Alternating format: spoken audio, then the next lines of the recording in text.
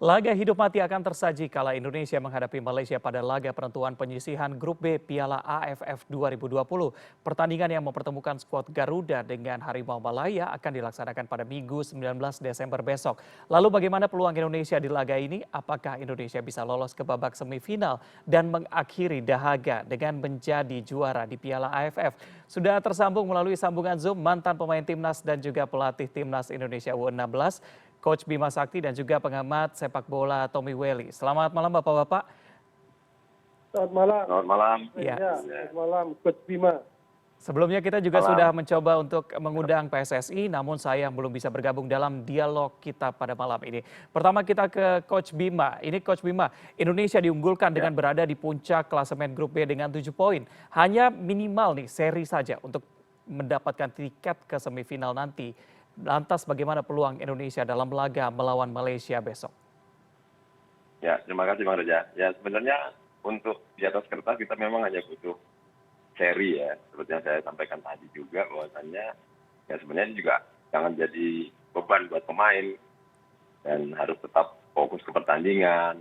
Bagi kita informasi yang terdapat supporter dari tim Malaysia akan hadir di stadion dan jangan sampai terpengaruh, jangan sampai kejadian 2010 mungkin kita ingat juga, Bang Toel juga ingat juga, ya pemain agak sedikit terpengaruh sehingga permainan menjadi terganggu, mungkin itu. Dan ini saya pikir ditunggu-tunggu oleh masyarakat pecinta sepak bola Indonesia yang seperti saya bilang El Clasico ini sudah lama kita tidak ada pertandingan sepak bola, ya semoga aja mereka pemain-pemain timnas bisa memanfaatkan momen ini dan ini waktunya kita bisa juara. Dan seperti yang saya sampaikan tadi, modal kita sudah ada di 3 pertandingan sebelumnya. Kalau lawan Kamboja kemarin, ya mungkin ada sedikit problem di babak kedua. Saya pikir itu setiap tim saat menghadapi suatu turnamen, apalagi pertandingan awal, Kamboja sudah main sebelumnya, jadi mungkin ya pasti ada sedikit adaptasi. Tapi pertandingan kedua melawan Laos semakin meningkat dan lawan Vietnam ya walaupun kita diserang 7 hari 7 malam ya Bang Toel ya, tapi kita bisa menahan tidak terjadinya gol dan semoga ini menjadi modal semuanya dan kita berharap bersama-sama mudah-mudahan besok timnas bisa bermain lebih baik dan bisa lolos ke fase berikutnya. Mungkin itu Bang Reza. Oke, berarti salah satu kuncinya adalah fokus begitu dalam bertanding. Kita ke Bung Toel, ini bagaimana melihat peluang Indonesia saat ini untuk melawan Malaysia besok? Iya, minimal draw bisa lolos ke semifinal. Tapi tim yang masuk ke lapangan dengan konsentrasi hanya mengejar draw, sebetulnya itu beresiko. Sangat beresiko. Ya, tim yang masuk ke lapangan dengan konsentrasi cukup draw biasanya beresiko. Apalagi lawannya nggak punya pilihan, harus menang. Dan ini lawan Malaysia, ini pertandingan yang selalu berbeda. Mau hidup mati persoalan tiket ke semifinal, mau tidak hidup mati, lawan Malaysia itu selalu tricky, selalu sulit, selalu kompleks. Jadi ini memang butuh sentuhan yang berbeda dari pelatih Sinteyong, gitu loh. Jadi kalau masuk ke lapangan dengan frame, dengan mindset cukup draw, sebetulnya itu beresiko. Biasanya, lazimnya. Jadi mendingan yang memang targetnya harus menang, biasanya seperti itu. Jadi bahaya kalau pikirannya cuma cukup draw, itu menurut saya sih sangat berbahaya. Oke, berarti Resiko, bukan berbahaya. iya target tetap harus menang begitu ya Bung ya? Ya, apalagi lawan Malaysia kan. Ini kan persoalan lain buat publik bola Indonesia. Oke, ini dari catatan kami kan 12 kali keikutsertaan Indonesia di AFF ini belum pernah sekalipun merengkuh trofi juara walaupun sudah 5 kali nih menjadi runner up gitu. Dan juga ini tren dari timnas AFF positif dengan 3 pertandingan di grup B terakhir sudah 2 kali menang dan juga 1 kali imbang. Kira-kira seberapa besar peluang Indonesia untuk menjuarai Piala AFF tahun ini? Gimana Bung? Untuk juara, saya pikir itu pertanyaan lain, pertanyaan besar. Untuk semifinal besok aja menurut saya sih tricky.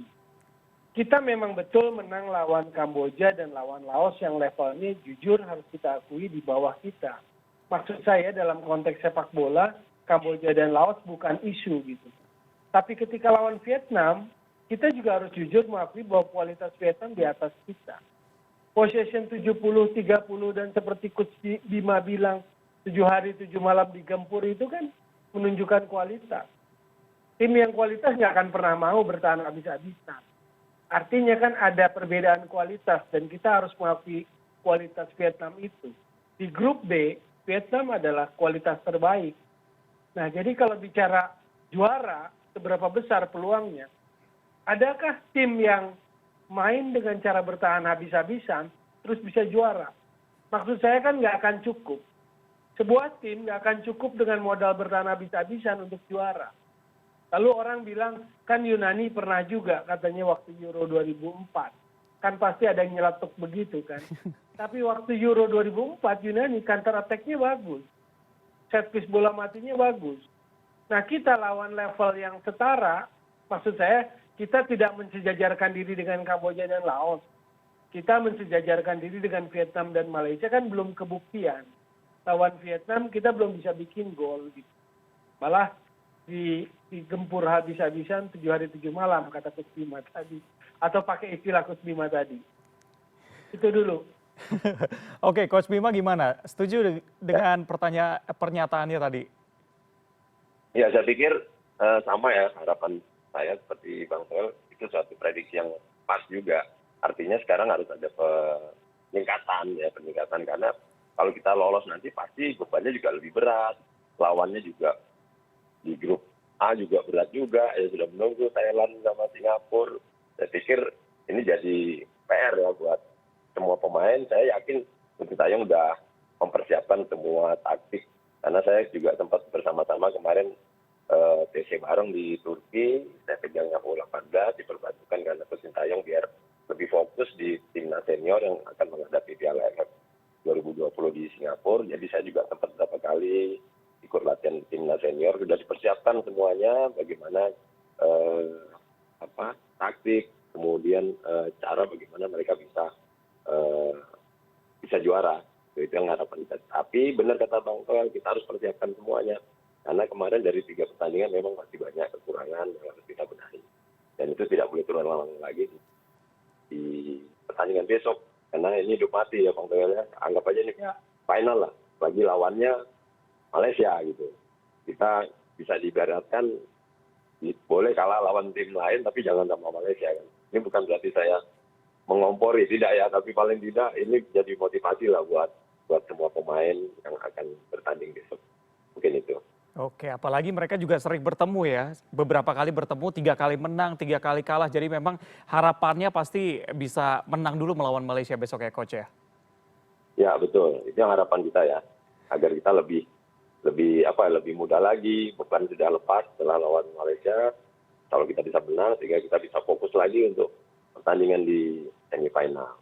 Yang penting kita fokus dulu di pertandingan lawan Malaysia. Kita nggak tahu nanti lawan siapa, nanti berikutnya. Tapi yang penting lawan Malaysia dulu kita harus fokus, jangan terprovokasi lah. Saya pikir itu, karena beban pasti berat sekali. Baik, Coach Bima dan juga Bung Toel, tahan dulu, kita akan kembali lagi. Perbincangan kita akan dilanjutkan tetap di CNN Indonesia Newscast.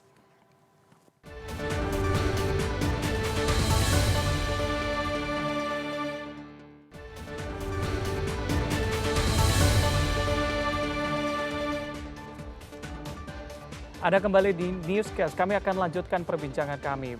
Coach Bima, Anda kan pernah menjadi pemain dan juga asisten pelatih saat timnas Indonesia berlaga di AFF. Sebenarnya apa kekurangan Indonesia dibandingkan tim Asia Tenggara lainnya hingga belum sekalipun menjadi juara di turnamen ini?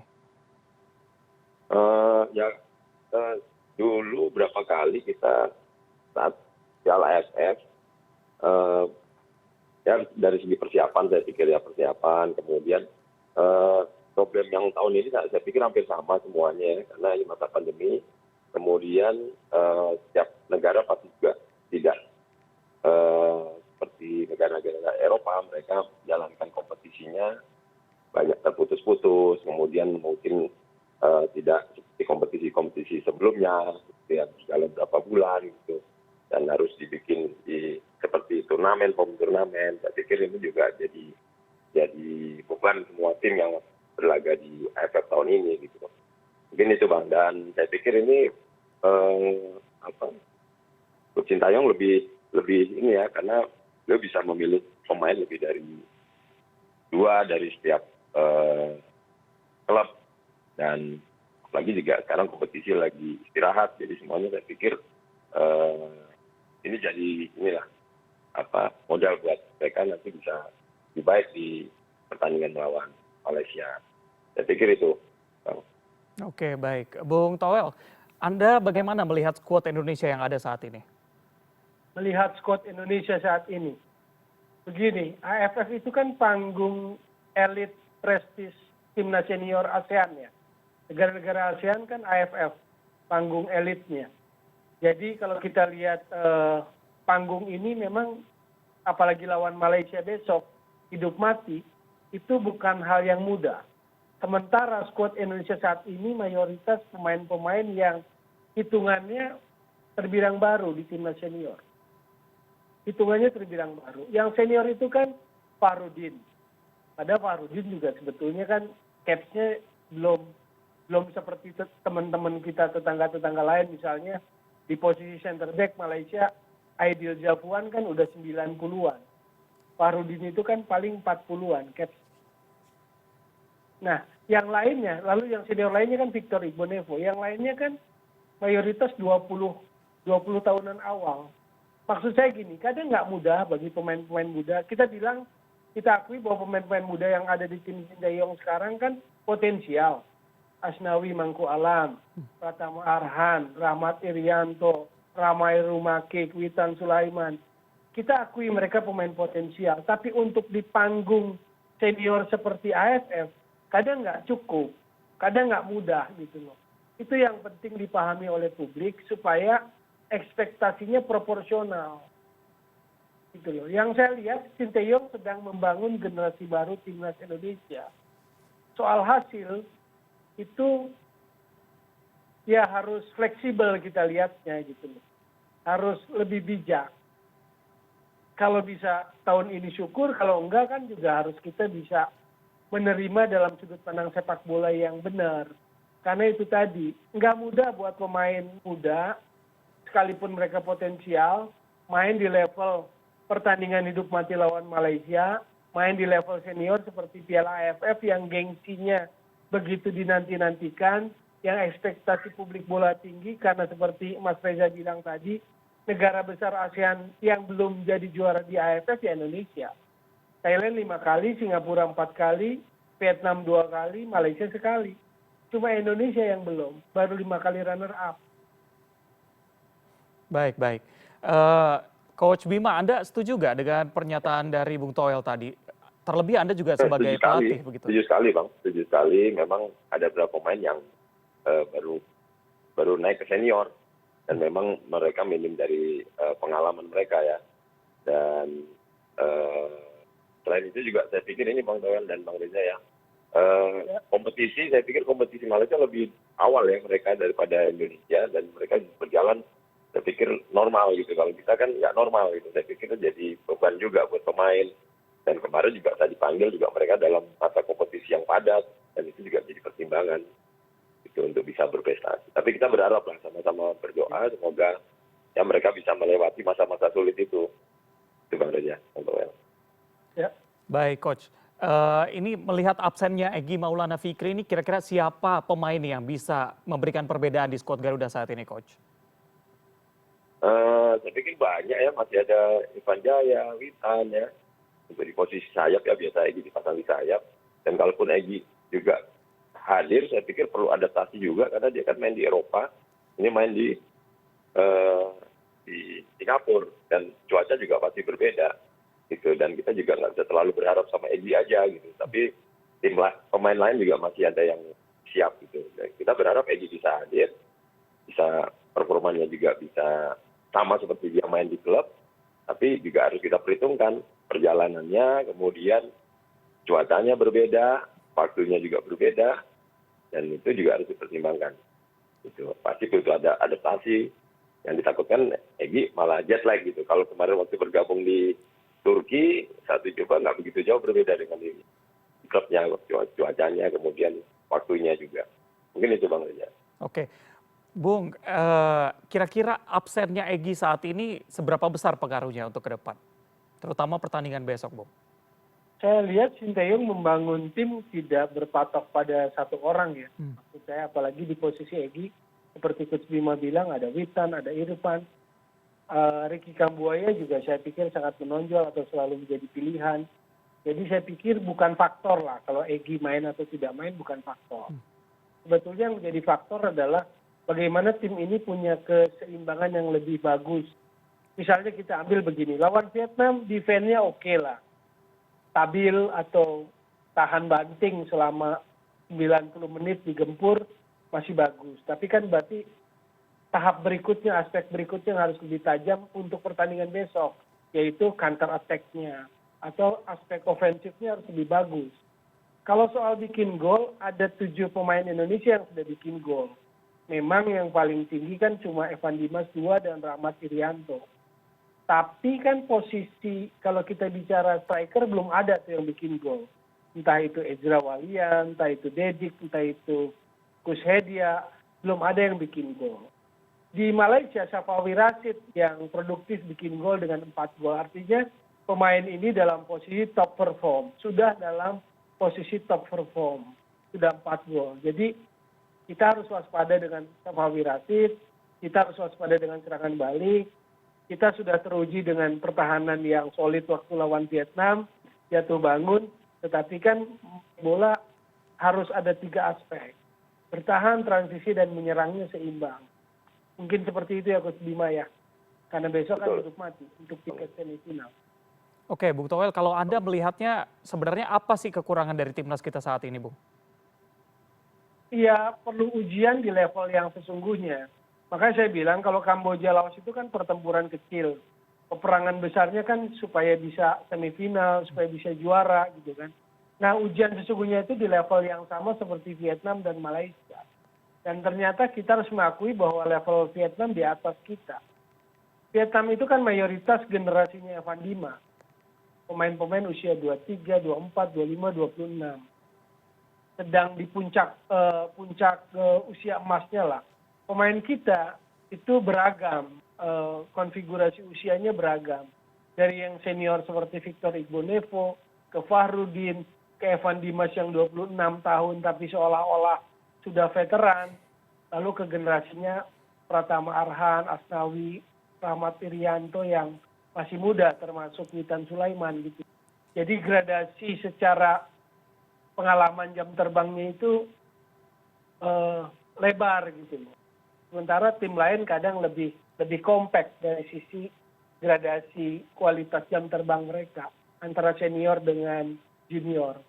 Nah itu tadi persoalannya yang kurang itu soal di panggung besar siap nggak mereka gitu untuk pertandingan sebesar semenentukan besok. Itu kuncinya. Makanya saya pikir kalau kita bicara per malam ini ya kita berharap faktor Sinteyong sangat bisa memberikan kontribusi saja untuk pemain-pemainnya. Berarti faktor mental berpengaruh besar ya? Ya sangat sekali. Oke, baik. Coach Bima, kira-kira Anda melihat kekurangannya seperti apa? Bang Reza? Ya. Ya, yang disampaikan Bang Toel tadi benar ya, mungkin ada 3 momen ya. Bertahan, menyerang, transisi. Tapi ada satu lagi Bang Toel yang mungkin ini yang selalu kita alami juga. Bahkan di 2017 saat SEA Games di Kuala Lumpur, itu kita kena set piece.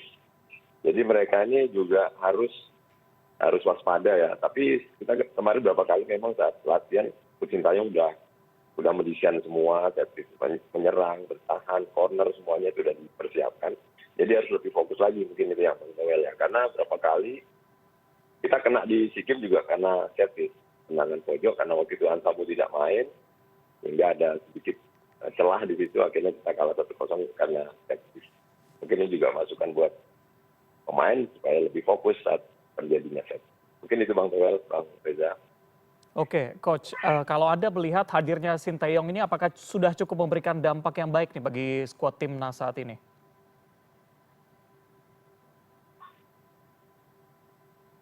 Coach Ya, Bima? tanya ke saya nih Bang. Ya, kalau saya pikir pengalaman dari Coach Sintayong ya, saya kemarin sempat ikut berlatih di Turki. Beliau udah banyak memberikan materi latihan yang semua yang dibutuhkan saat menghadapi suatu turnamen. Apalagi juga PSSI kali ini juga tahun ini sangat mensupport ya, karena Coach Sintayong diberikan keleluasan untuk mengambil pemain lebih dari 2 di setiap klubnya. Dan satu lagi bahwasannya kompetisi juga sekarang diliburkan supaya beberapa pemain yang kemarin dilirik oleh Coach Sintayong bisa hadir di Singapura. Dan ini sebenarnya sudah jadi satu chemistry yang bagus antara federasi dan pelatih timnas. Dan sekarang tinggal besok bagaimana taktik bagus, support dari PSSI sudah bagus, tinggal kembali lagi ke pemain yang saya bilang tadi. Musuh yang terberat adalah diri sendiri. Terutama besok saat pertandingan yang pasti atmosfernya panas ya. Karena ini adalah musuh bebuyutan lah istilahnya, tapi tetap jaga sportivitas, tetap junjung tinggi fair play, karena tetap pada rule law of the game-nya harus kita jaga. Jangan menang dengan segala macam cara, menang bikin sakit lawan atau apa. Tetap kita musuh 90 menit, setelah itu kita tetap saudara. Tetap satu keluarga, satu rumpun dengan Malaysia. Mungkin itu, Bang Reza.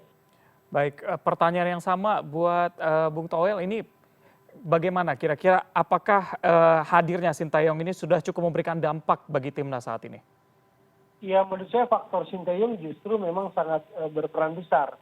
Karena kekurangan-kekurangan dengan faktor yang tadi saya sebut, bahwa para pemain minim jam terbang tapi diberikan kepercayaan untuk tampil di level senior, itu kan pasti sisi kurangnya, sisi mentalnya diisi oleh Sintayong.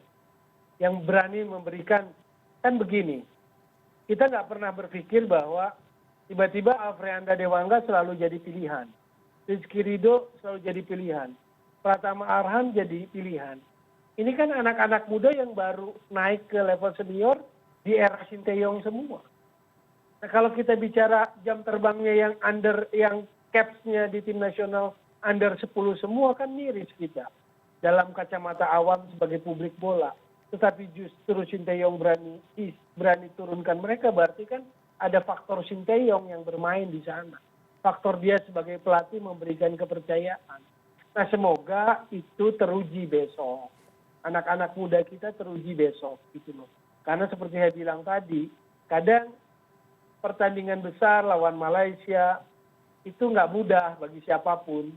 Bahkan bagi pemain senior yang sudah berpuluh kali main di tim nasional pun mungkin nggak pernah gampang pertandingan lawan Malaysia. Apalagi besok hidup mati, kan bebannya tinggi itu. Baik. Jadi faktor Sintayong ini sangat pengaruh. Contoh kan ada istilah don't change the winning team. Nah, kalau kita bicara khusus di posisi sektor bawah Mister aja, 3 pertandingan 3 kiper yang main. Mulai dari Sahrul Fadil, Hernando Ari Suta, lalu terakhir Nadeo Argawinata. Jadi kan sebetulnya kan umumnya lazimnya kan ada the winning team-nya.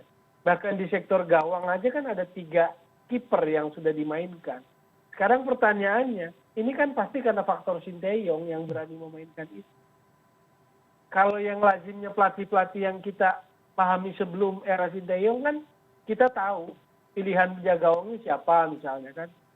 Misalnya di era sebelumnya Kurnia Meiga, lalu Andri Tani, itu kan seperti sebuah kelaziman.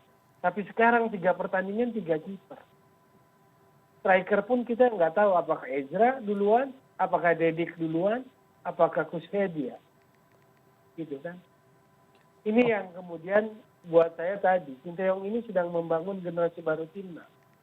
Dengan alasan-alasan tadi bahwa kompetisi kita nggak normal, seperti Coach Bima bilang, hanya boleh ngambil 2 pemain dari setiap klub, hanya Persebaya yang sumbangkan 4 pemain, selebihnya cuma 2 atau 1 pemain dari tiap klub. Contoh sebaliknya, sebagai perbandingan, Malaysia itu Johor Darul Takjib 6 pemain di timnas Malaysia. Oke, Bung Toel, berarti menurut Anda ini hadirnya Sintayong ini memberikan dampak yang signifikan terhadap timnas ya?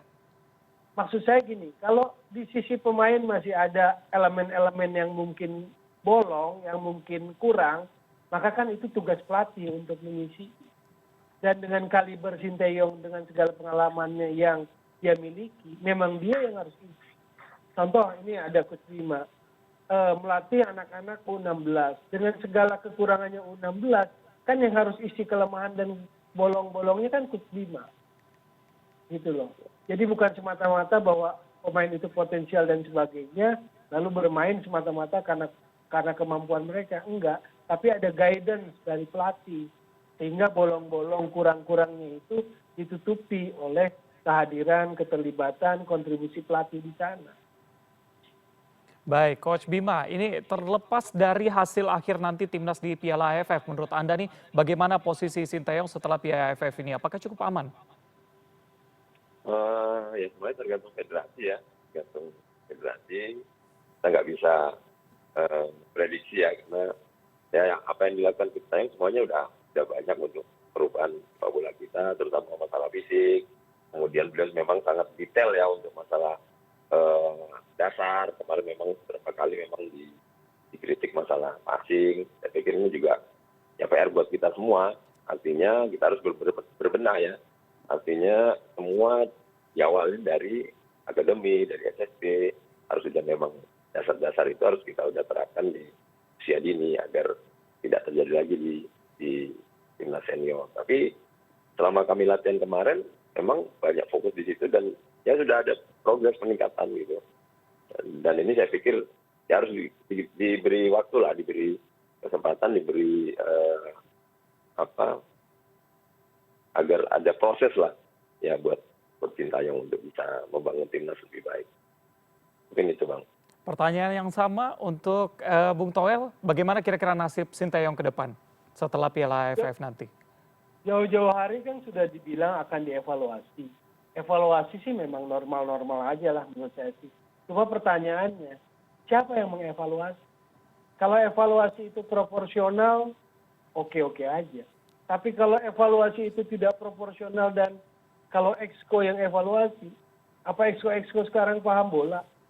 Kan belum tentu juga. Jadi memang harus ada orang-orang teknikalnya yang mengevaluasi sehingga kemudian evaluasi yang keluar kan proporsional.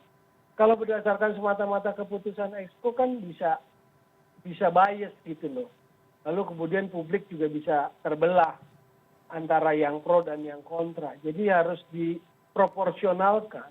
Kalau evaluasi sih normal-normal aja. Karena AFF kan target. Itu tadi karena dibilang Mas Reza, kita belum pernah juara.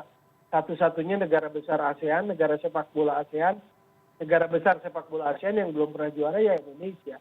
Normal kalau AFF pengen target juara. Tapi kemudian ketika evaluasi seperti apa evaluasinya itu yang penting. Siapa yang mengevaluasi Sinteyong? Karena nggak ada kaliber yang menyamai dia kan. Maka harus ada timnya siapa yang layak, yang pantas. Kalau hanya berdasarkan semata-mata keputusan exco, ya bisa jadi bias keputusannya. Baik. Kita akan tunggu bagaimana hasilnya besok dan diharapkan memang timnas bisa menang begitu ya menuju ke Piala AFF dan juga mendapatkan juara. Kalau tadi kita sempat bahas bahwa memang belum pernah, apalagi satu-satunya negara yang belum pernah, diharapkan besok kita bisa meraih Piala AFF. Terima kasih Bung Toel dan juga Coach Bima sudah hadir dalam malam hari ini. Selamat malam. Terima kasih. Bung Toel, terima kasih. Sehat-sehat. Sukses Coach Bima, sehat-sehat. CNN Indonesia Newscast akan segera kembali.